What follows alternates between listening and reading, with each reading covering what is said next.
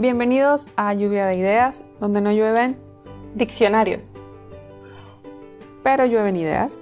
¡Yay! ¡Bienvenidos! 2021, bring it on. ¡Yes! 2021. Lo hicimos, estamos vivos. Es verdad, sobrevivimos el 2020. ¡Yay! ¡Woo! Un aplauso para todos nosotros. ¡Woo! Y lo que nos espera.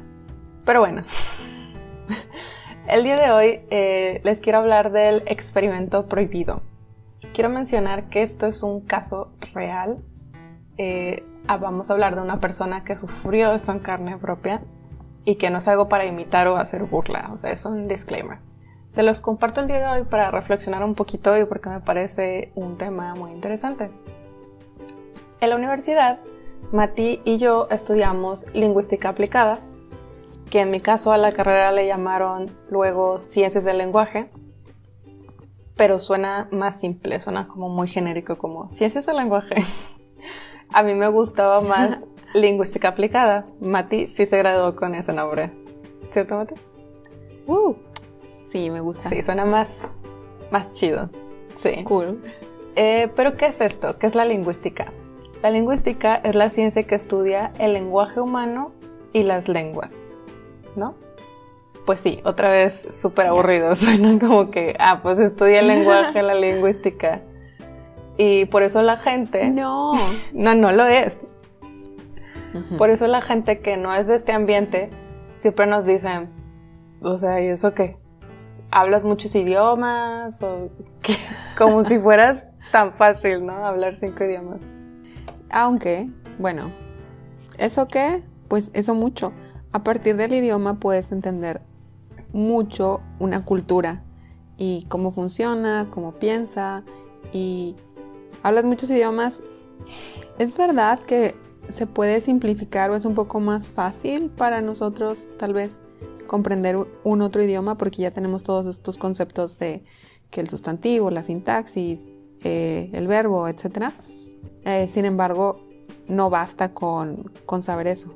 O sea, luego tienes que meterle todo el input, todo el diccionario, y es ahí donde se frisa la imagen. ¿Creen que en 5 años de carrera vamos a dominar 5 idiomas súper diferentes al español y además estudiar asignaturas genéricas? Pues no.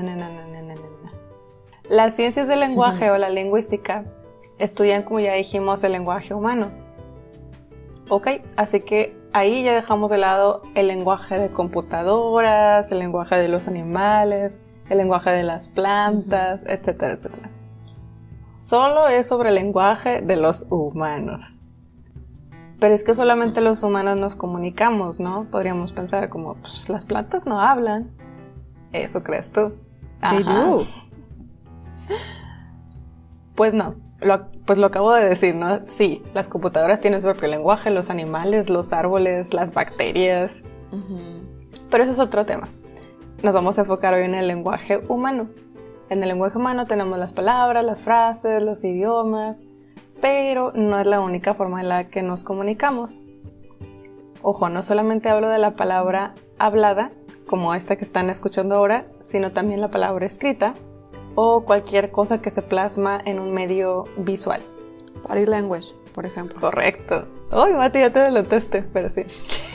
Sorry. Es que sí, es perfecto.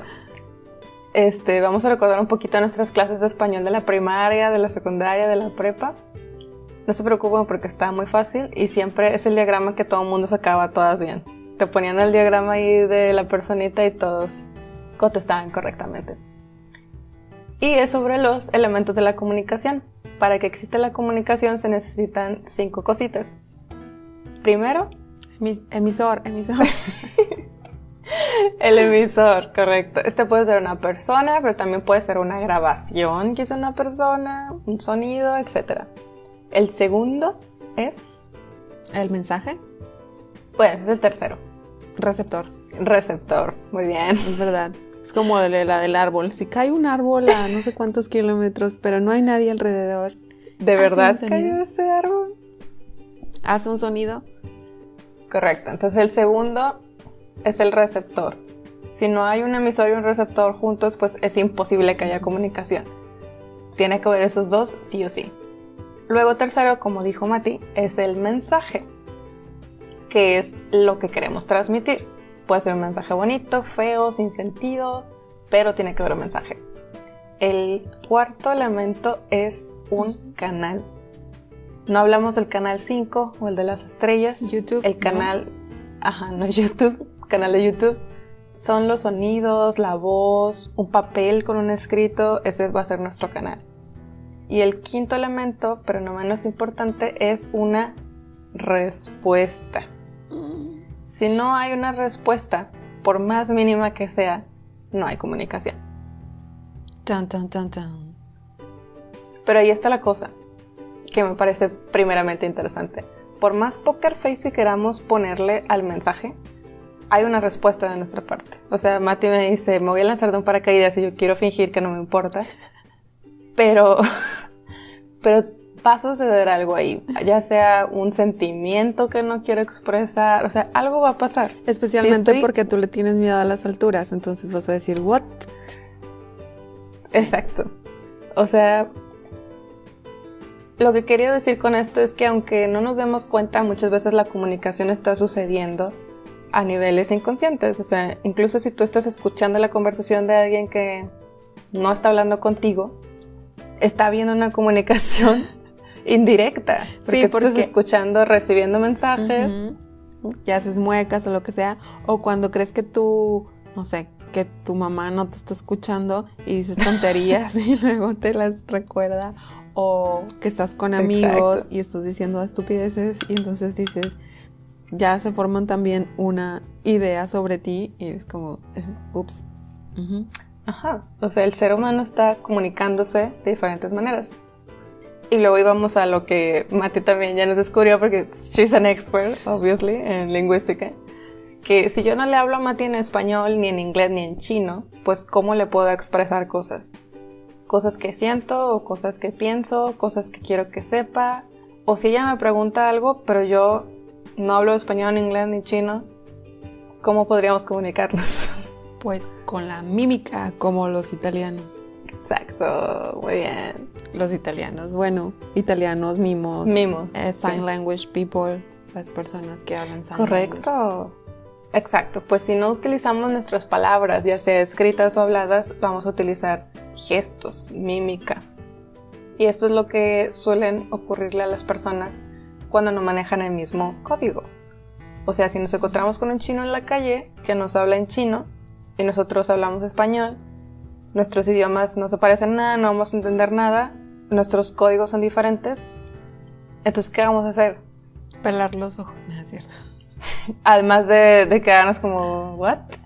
Pues los dos, aunque no tengamos el mismo código, seguimos siendo humanos. Los dos tenemos 2 ojos, 2 piernas, 2 brazos. Y aunque tengamos costumbres y culturas diferentes, e incluso veamos el mundo de una manera diferente, vamos a coincidir en algunas cosas. Entonces, si yo veo que abre la boca y se señala con el dedo adentro, así como de... Tiene caries. No es cierto. Quiere comida. Lo más probable es que quiera comida, sí. Un restaurante o algo así. Ajá. Exacto. O si se señala el estómago, vamos a decir, pues quiere algo ahí adentro. Tiene gases. No quiere. Ajá. Bueno, la mayoría vamos a entender que tiene hambre. O que está buscando un restaurante, o que quiere comida, o que quiere de tu sándwich que te estás comiendo, etc. Ya dependerá de la situación, pero se va a transmitir un mensaje.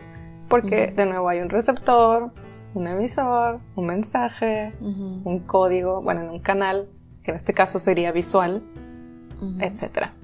Y pues cuando esto pasa, la comunicación se logra. ¡Yay! ¡Comunicación! Muy bien, señor de China, que pudo comprender. Correcto. Ahora, viene la parte sad. Tratemos de imaginar por un momento que no te criaste con tus papás. No solo no te criaste con tus papás, no te criaste con ningún ser humano cerca. Nunca escuchaste el idioma español, ni viste libros, ni caricaturas, ni leíste cómics, ni escuchaste canciones, Mowgli, ni jugaste juegos, ni viste a otros niños, ni sabes qué es la ropa, ni nada. Tarzán. Este es el experimento prohibido. es despojar a un ser humano de cualquier estímulo o contacto o forma de comunicación existente. Ustedes traten de imaginar por un momento cómo se sentiría esto. O sea, es imposible, es muy difícil. El experimento prohibido consiste en ver lo que pasaría cuando a un ser humano no se le trata como un ser humano. Por eso es que está prohibido. Porque es cruel, es inhumano. Ajá, human rights, como ¿dónde quedan los derechos humanos? No tienes ni el más básico derecho humano en este caso. Y pues, ¿quién le va a hacer a su hijo? Nadie, esperemos. Gracias a Dios. Pero hay gente muy loca. Lamentablemente. Porque luego pasa también que el ser humano, a pesar de ser capaz de tantas cosas maravillosas, pues cuando es un bebé es un inútil. Somos el ser más inútil de todos. As babies. Cuando cachorros. Sí, cuando somos cachorros. Y algunos de por vida. No es cierto. No puedo... A mí no se quedan inútiles para siempre. Bueno, no podemos sobrevivir solos. Un bebé recién nacido necesita a su mamá o a alguien para sobrevivir. No somos como las jirafas bebés que acaban de salir de ahí, de su mamá, y se paran. O los peces que salen y empiezan a nadar. Peces en el río. Nosotros somos unos inútiles cuando bebés. Sí, pero Ajá. no tenemos los mismos instintos que los animales, entonces no nos comemos a nuestras crías y sí las cuidamos. Entonces, como, ok, somos muy inútiles, pero el adulto, o sea, el procreador, pues, he's in charge, so.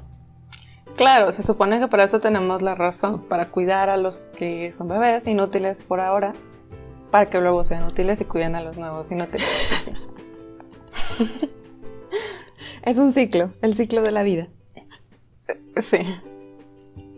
Bueno, pues pasa que a pesar de la crueldad de esta posibilidad de la que hablábamos, pues los seres humanos, especialmente los lingüistas, tenemos mucha curiosidad porque queremos entender cómo es que funcionan en nuestros cerebros el lenguaje. Exacto. Porque vamos a pensarlo un momento. Nosotros hablamos español porque escuchamos español de bebés. Uh-huh. Porque todo con lo que interactuamos, las personas con las que hablamos, la tele que vimos, estaba en español. Exacto.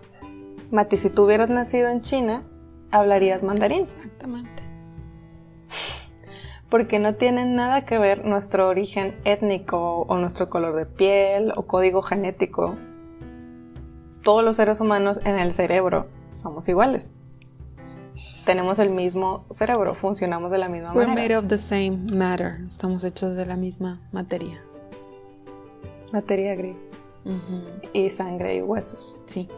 Entonces los lingüistas se preguntan, o nos preguntamos, o se preguntaban en el pasado, si quitáramos todos estos estímulos externos, ¿qué quedaría adentro del cerebro?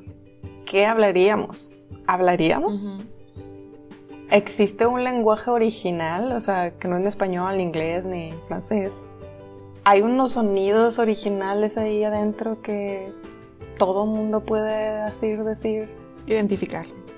Existen pues muchas teorías en la lingüística sobre el origen del lenguaje y tenemos estos como mapas, árboles genealógicos del lenguaje.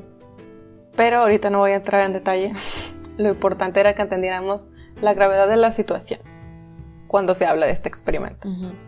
Se supone que... Si quieren saber luego más de eso. Ajá, se supone... Vi un reportaje de un neuroscientist y él hablaba que el cerebro, por ejemplo, es como una... Ponía este ejemplo, ¿verdad? Que el cerebro es como una Play-Doh, como una... Plastilina. Como una plastilina. Entonces, que nuestro cerebro hace ciertas conexiones. Por lo tanto, o sea, justo como lo dijiste, dependiendo del entorno en el que nos encontremos, es que vamos a crear estas conexiones y entonces así es como pues va a funcionar nuestro cerebro. O sea, como vamos... En este caso, hablando del idioma o hablando de que dices, si naciste allá, pues obviamente vas a hablar mandarín, si naciste acá, pues obviamente vas a hablar en español, Entonces, desde bebés estamos creando esas conexiones que nos permiten, en este caso, pues, comunicarnos. Ajá. Bueno, pues pasa que a lo largo de la historia ha habido uno que otro descubrimiento de personas que luego escuchamos estas historias o mitos de un niño que fue criado por los lobos o por gorilas, como en Tarzán. Y la típica historia de Tarzán incluso, que pues Tarzán, si recuerdan, no puede comunicarse con los humanos cuando recién los ve, porque él habla gorila. Sí, y en el libro de la selva también. Bueno, no, el niño sí habla en español. Es que es una caricatura. Olvida bueno. mi ejemplo. Sorry. No, sí tiene que ver porque, o sea, vivía con los animales. Entonces, a estos casos se les llaman casos de niños ferales, como que de fieras o que viven con los animales, que han sido criados, y pongo criados entre comillas, porque pues estos animales no los crían, los ayudaron a sobrevivir y a que no murieran cuando estaban ahí de bebés inútiles. Y los formaron parte de su manada, pero pues no los enseñan a ser humanos, obviamente porque no son humanos. Ajá. No es como en las caricaturas. Entonces, si ustedes buscan en internet casos de niños ferales, pueden encontrar fácilmente algunos casos. ¿Qué es lo que pasa? Que no hay muchos casos y no están muy documentados, pues por lo mismo. Muchos de estos niños o personas tal vez no han sido descubiertas, o simplemente son cosas que no se fueron documentadas, que en su tiempo se encontraron a alguien, etcétera, pues no sé, le intentaron enseñar el idioma y ya está, se unieron, se mezclaron. Se mezclaron con los que estaban ahí cerca y punto. Creo que hay también en Netflix, sí, ahora no recuerdo el nombre, pero de unos chicos que vivían, creo que en Nueva York, en un departamento. Y nunca salían. Pero es un poco diferente porque lo que estás explicándonos ahorita es relacionado con el aislamiento de un ser humano de una sociedad y por lo tanto pues no desarrolla ese lenguaje y el entorno es salvaje. Entonces es un poquito diferente, perdón. No, a lo mejor sí se relaciona. Bueno, el caso más documentado o del que se tiene más información es el caso de Jeannie Willy, así se le llamó a esta mujer, que en ese entonces era niña. Pasó casi toda su infancia encerrada en una habitación, aislada y maltratada durante más de una década. Y pues aquí es donde vamos a entrar al caso de Jeannie, que es bastante triste. What? La historia de Jeannie salió a la luz el 4 de noviembre de 1970 en Los Ángeles. Un trabajador social descubrió a una niña de 13 años de edad después de que su madre huyera de su casa con la niña y acudiera a los servicios sociales. El trabajador descubrió que la niña había sido confinada en una pequeña habitación. Una investigación posterior reveló que la niña había pasado la mayor parte de su vida en esta sala, a menudo atada a una pequeña silla. Su historia comenzó cuando ella tenía 20 meses de edad, después de su nacimiento en 1957. O sea, ni siquiera es tan viejo esto. Wow. Creyendo que era retrasada mental, Clark Wiley encerró a su hija en una habitación, separándola de su madre casi ciega y su hermano de 6 años de edad. Sí, o sea, la separó de sus padres con el pretexto de protegerla, porque creía que era retrasada mental. Bueno, así es como la describe. A la chica se le dio el nombre de Jeannie después en los archivos del caso para proteger su identidad y su privacidad. El nombre del caso es Jeannie. Bueno, así le pusieron porque pensaban en ella como un genio, que es una criatura que sale de una botella y emerge a la sociedad humana más allá de su infancia. Ajá. O sea, por eso le pusieron así el nombre. Entonces, ambos padres fueron acusados de abuso, pero el padre de Jeannie se suicidó el día antes de su aparición en el juicio, dejando una nota que decía: el mundo nunca lo va a entender. What? ¡Qué mal! Se suicidó el señor. Sea, ¡qué Ajá. mal! No es justo. Bueno, perdón. Es la que, vida de... O sea... Sí, no quiso pagar por sus cosas. Tú sí ¿sabes? encierras a tu hija años y años y tú, por cobarde, o sea... No. O sea, cualquier cosa menos que te encierren. Es verdad. ¿What? Y en condiciones mucho más humanas de Exacto. lo que la tenía. Merece el infierno este señor. Porque hasta eso, o sea, la cárcel no llega a ser inhumana, por eso es que el castigo, bueno, ahí habrá debate, supongo, pero... Yo creo que por más bien intencionado que haya sido la situación, entre comillas bien intencionada, No. No, o sea, No, yo creo que estaba mal de la cabeza también. sí, ahí hay problema. Desde el señor, desde los papás, o sea. La vida de Ginny antes de su descubrimiento fue una deprivación absoluta. Pasó la mayor parte de sus días atada, sin ropa, a una pequeña silla, y solo era capaz de mover las manos y los pies. No. Sí, por eso es donde hablamos de la inhumanidad, Qué o sea, feo. como si fuera un animal. No. Cuando hacía ruido, su padre la golpeaba, y tanto su padre como su madre y su hermano mayor no hablaban con ella. Las contadas ocasiones en las que su padre interactuaba con ella, lo hacía ladrando o gruñendo. Es ahí donde dices, people, no tengan hijos si no los quieren. O sea... Por eso la advertencia, o sea, esto es... Ok, ponlo en adopción. I don't know, no sé. It's so sad. Continúo por ahora. Continúo mientras te recuperas. Sí, perdón. La historia de su caso se extendió atrayendo la atención tanto del público como de la comunidad científica.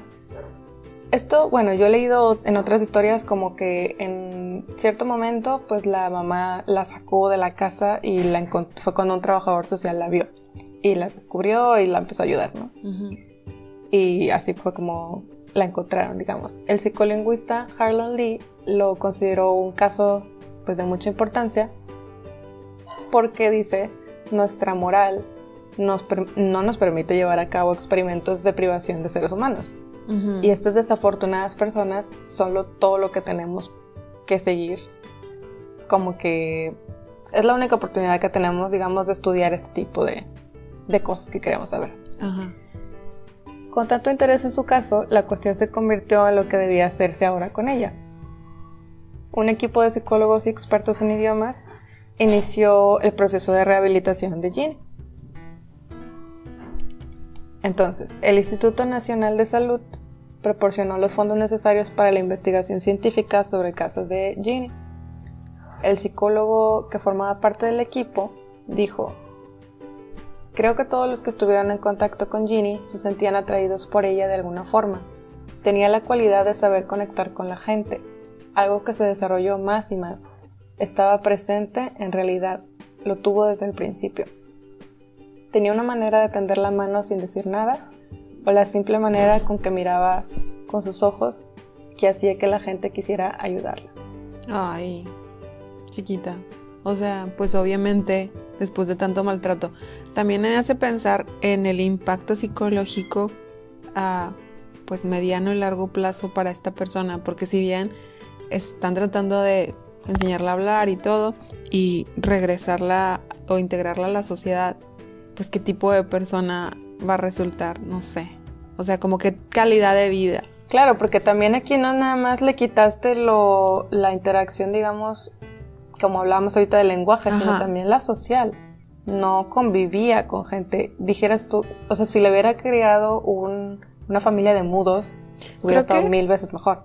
Aunque no hablara, sí, pero... creo que somos adaptables y a lo mejor la reintegración pues se puede lograr, pero ¿qué impacto tiene el factor trauma detrás de? O sea, Claro. porque eso, pues obviamente, si uno que está más o menos... Sí, distorsiona completamente tu realidad. Ahora imagínate con toda esa carga de trauma. Pues sí, o sea, dices, güey, pero ok, go on. ¿Qué más? Bueno, en el equipo de rehabilitación se incluyó a un estudiante que se llamaba Susan Curtis y un psicólogo, James Kent. Cuando se reunió con la niña, que pesaba 27 kilos. What? A los 13 años. Sí. Se movía pues de forma extraña, como con pies de conejo, o sea, pues como, me imagino yo, acurrucándose. O sea, obviamente sí siempre estaba atada y en el piso. O sea, pues no ni siquiera veía gente caminar, etcétera. Qué feo. Bueno, perdón. Entonces, continúa, perdón, no pasa nada.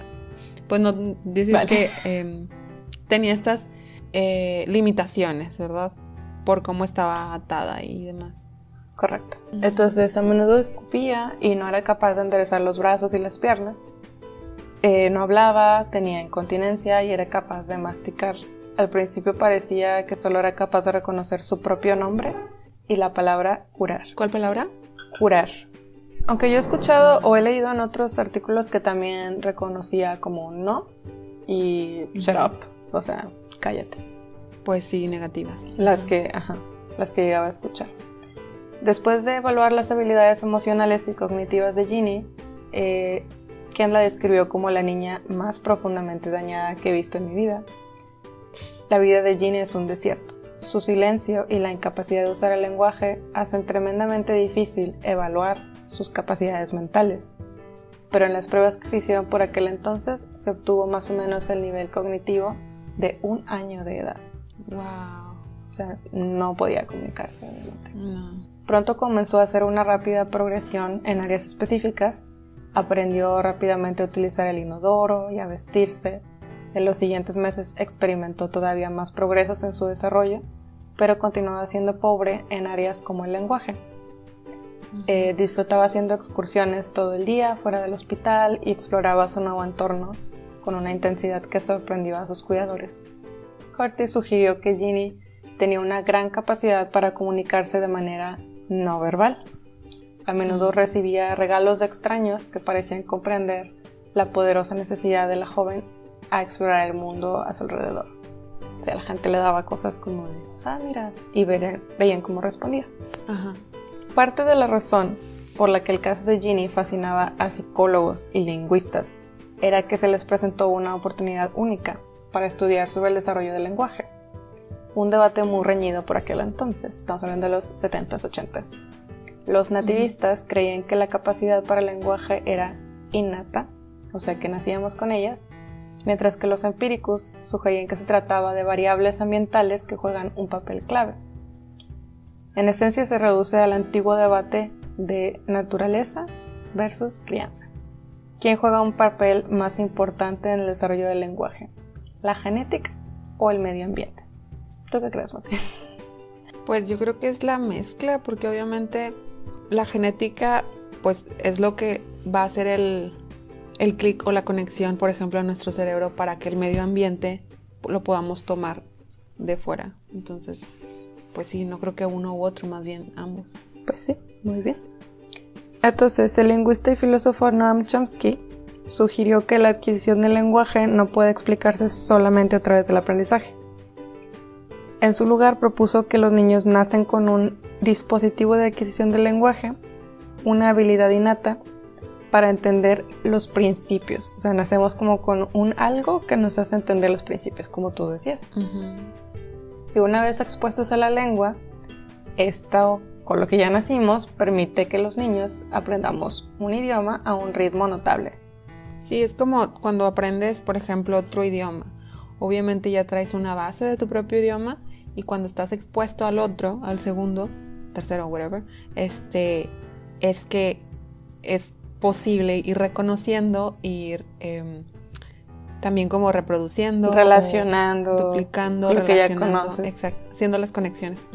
Por su lado, el lingüista Eric Lemberg sugirió que al igual que muchos otros comportamientos humanos, el adquirir lenguaje está sujeto a lo que se conoce como periodos críticos, que es un lapso de tiempo limitado, esto es la palabra más importante, limitado, durante el cual un organismo es sensible a los estímulos externos y capaz de adquirir ciertas habilidades.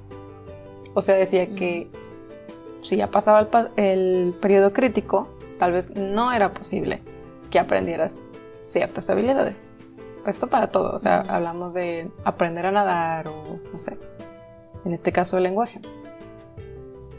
De acuerdo con Lemberg, el periodo crítico para la adquisición del lenguaje dura hasta alrededor de los 12 años, poco después del inicio de la pubertad, momento en el que la organización del cerebro se fija y ya no es capaz de aprender y utilizar el lenguaje de una manera completamente funcional. Makes sense. Por este y otros motivos, Sí, por eso. el caso de Ginny presentó a los investigadores una oportunidad única. La pregunta era, si le da un ambiente de aprendizaje enriquecido, ¿podría superar una niñez llena de privaciones y aprender la lengua a pesar de haber sobrepasado el periodo crítico? Esa era la pregunta. Claro. Si podía, esto sugería que la hipótesis del periodo crítico del desarrollo del lenguaje estaba mal. O sea, si sí podía, obviamente es porque estaban equivocados. Y si no podía, indicaría que la teoría de Lemberg era correcta. Entonces, ¿qué siguió pasando con Ginny? A pesar de superar por un año el nivel de edad del periodo crítico, Ginny tenía 13. Tenía 13. Ginny rápidamente comenzó la adición de nuevas palabras a su vocabulario. Empezó por aprender palabras sueltas y finalmente comenzó a poner 2 palabras juntas en la forma que los niños pequeños lo hacen cuando están aprendiendo a hablar. Curtis comenzó a sentir que Ginny sería totalmente capaz de adquirir el lenguaje. Sí, porque a pesar de que no tuviera una base previa, supongo que sí. O sea, el cerebro seguía tenía siendo la el capacidad mismo cerebro. mental. Tenía la capacidad mental y además su entorno había cambiado, pues es verdad, o sea, la teoría en cierta forma tiene sentido que tal vez no iba a hablar de manera fluida y de cosas tan complejas, pero sí iba a poder adquirir a lo mejor en un 70-80% el lenguaje que el resto de... No sé qué pasó con Ginny. Bueno, Quiero saber. después de un año de tratamiento, Ginny incluso empezó a poner 3 palabras juntas de vez en cuando. En los niños normales que pasan por el desarrollo del lenguaje, esta etapa es seguida por lo que se conoce como la explosión de una lengua. O sea, como que vamos juntando y luego ¡pum! Ya hablamos. Sí. Los niños... A quejarnos. Sí. Los niños adquieren rápidamente nuevas palabras y empiezan a ponerlas juntas en formas novedosas. Por eso andamos inventando palabras de niños. Por desgracia, esto nunca ocurrió con Ginny. Sus habilidades de lenguaje se mantuvieron estancadas en esta etapa y parecía incapaz de aplicar las reglas gramaticales y usar el lenguaje de una manera significativa. En este punto su progreso se estancó y su adquisición del nuevo idioma se detuvo. Mientras Ginny fue capaz de aprender alguna palabra después de la pubertad, su incapacidad para utilizar la gramática, que sugiere Chomsky es lo que separa el lenguaje humano de la comunicación animal, ofrece pruebas de la hipótesis periodo crítico. O sea, es decir, sí aprendió vocabulario, ponía palabras juntas, y yo he leído en otras ocasiones, no sé, te decía un sustantivo y un verbo, pero no te los conjugaba, por decirlo así. Los que no sepan qué es conjugar, es como decir, mamá, venir. O sea, no decía ven, mamá. Por eso dicen ahí que no utilizaba la gramática. O sea, utilizaba las palabras, las unía con su significado, pero no lograba hacer esas conexiones. Y esto es lo que decía Chomsky, o bueno, esto es una de las tantas cosas que dice Chomsky, es que eso es lo que nos separa de los animales. El que nosotros usamos gramática, como que los animales sí también pueden decir banana y no sé, perro, columpio, pero no dicen tráeme el columpio o no sé. Sí, o sea, en el caso por ejemplo de los gorilas y tal, que usan sign language. Exacto, que están hablando. Por supuesto, el caso de Ginny no es tan simple. No solo ella se había perdido el periodo crítico para el aprendizaje de idiomas, sino que también había sido maltratada horriblemente. Claro. Estuvo aparte ese es el peso desnutrida. del trauma. Claro, también. O sea, no es nada más como, bueno, es que pasó el periodo crítico, sino, o sea, hay otras cosas detrás, no nada más esto. Claro. Privada de estimulaciones cognitivas durante la mayor parte de su infancia. Los investigadores tampoco fueron capaces de determinar si Ginny sufría deficiencias cognitivas con anterioridad, o sea, a lo mejor desde antes de que empezaran a intentar enseñarle. Sí, o sea, como si realmente la niña estaba, como dicen ahí, o sea, tenía estas dificultades desde el nacimiento o fueron causadas por el maltrato. O agravadas por el maltrato. Empeoradas, exacto. Y bueno, pronto surgieron diferencias entre los investigadores porque debían de hacer, unos decían una cosa, otros otra. Lamentablemente, Pues Ginny empezó a pasar como el tiempo en casa de un investigador, luego de otro. Una era la protectora, pero luego decían que ella se quería hacer como, pues quedarse con todo el crédito. Y ella decía que iba a ser la próxima Anne Sullivan, que Anne Sullivan fue la famosa maestra que ayudó a Helen Keller a aprender a comunicarse. Entonces querían como colgarse ahí la fama, ¿no? Con el tiempo, sí, o sea, qué feo porque pues, estamos hablando de una persona que está en medio de todo esto. Con el tiempo, Ginny fue retirada de la protección de todos los psicólogos y lingüistas y estos, y permaneció en hogares adoptivos. Disfrutaba escuchando música clásica y le encantaba dibujar. A menudo encontraba más fácil comunicarse a través del dibujo que de otros medios. Por fin, en 1974 retiraron la financiación de los fondos, o sea, el dinero que estaban dando ahí para la investigación, porque ya no había hallazgos nuevos. Y ya habían descubierto que no era capaz de usar palabras, pero no podía producir un lenguaje con gramática. Podía organizar las palabras de una manera significativa, apoyando la idea del periodo crítico en el desarrollo del lenguaje. Entonces ellos como, no podemos, no sé, no nos sirve más, no dieron fondos. Regresó a vivir con su madre biológica, pero cuando su madre estaba en un momento difícil, formó parte de varias casas adoptivas, digamos, casas de acogida. Foster families. Y dicen que con frecuencia pues fue sometida a nuevos abusos y abandono. O sea, sí, qué feo. La madre biológica de Ginny demandó al Hospital de Niños de Los Ángeles y el equipo de investigación, acusándolos de realizarle excesivas pruebas, y se plantearon preguntas importantes sobre su cuidado, si la investigación, digamos, lingüística o psicológica estaba interfiriendo con su tratamiento, pues ahora sí que psicológico, o sea, como para ella estar bien. Pues debido a todo esto, la situación de Ginny empeoró.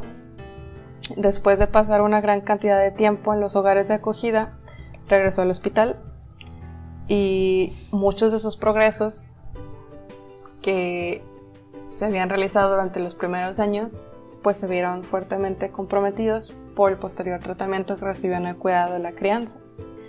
Ahora Ginny pues otra vez tenía miedo de abrir la boca y volvió al silencio. Wow. ¿Dónde está Ginny el día de hoy? Hoy en día, Ginny vive en un hogar de cuidado para adultos, en algún lugar secreto del sur de California. Poco se sabe acerca de su condición actual, porque por fin la dejaron en paz. Aunque un individuo anónimo contrató a un investigador privado para seguir su rastro en el año 2000, dice, y la describió como una persona feliz. Esto contrasta con lo que explica el psiquiatra Jay Shirley, que dice que la visitó en su cumpleaños 27 y 29, y él decía que se veía deprimida, con largos silencios, porque estaba institucionalizada. Pero esta otra persona dice que pues estaba feliz. Yo creo que... Perdón, tú primero. Pues, obviamente de tener maltratos a tener una vida, tal vez, es que yo tenía una vida solitaria, o sea, a tener simplemente estabilidad, un techo, comida y alguien que no la maltratara, yo creo que ella es un gran salto y, o sea, hacia una calidad de vida mejor. Si bien no en el lado, pues sí, psicológico, social, etcétera, pues sí, por lo menos biológico. Pues sí. Sí, yo también, o sea, la verdad quisiera pensar, tal vez estoy poniendo ahí mi cosecha que está bien. O sea, dices tú, ya con una tranquilidad es una cosa positiva y ojalá que sea feliz en este momento. Dicen por aquí que solamente un puñado de personas lo sabrá, probablemente las que la conozcan en la vida real.